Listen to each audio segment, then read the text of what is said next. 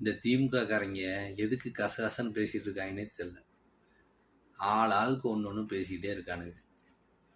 நீங்கள் 60 வருஷமாக செய்யாத நல்ல விஷயங்களை இந்த 10 நாள் 5 நாளில் இந்த விஜய் அவர்கள் சிஎம் ஆகி அவருக்கு நல்லது செஞ்சிட்ருக்கார்.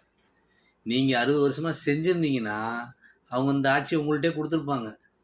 நீங்கள் செய்யாதனால தானே புதுசாக வந்தவங்கள்ட்ட ஒப்படைச்சிட்டாங்க. நீங்கள் கம்முன்னு போய் படுத்து தூங்க வேண்டியதானே.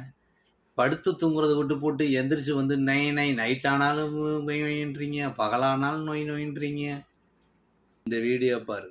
50 வருஷம் 60 வருஷமாக மக்கள் எதிர்பார்த்துக்கிட்டு இருந்த குறுக்குப்பேட்டை பிரிட்ஜு அது இன்னும் 10 நாளில் நம்ம ஆரம்பிக்க போகிறோம். பொதுச் செயலாளரும் அமைச்சர் அவர்களும் 2 பேரும் சேர்ந்து அதை தொடக்கி வைக்க போகிறாங்க. அந்த நிகழ்வு நடக்க போது ஆல்ரெடி டிராஃபிக் டைவர்ஷன் மாற்றியாச்சாங்க. அதே மாதிரி கொடங்கையூர் டம்பியார்டு குப்பை சேகரிக்கும் இடம், அதுக்கும் நிரந்தர சொல்யூஷன் கிடச்சிருச்சு.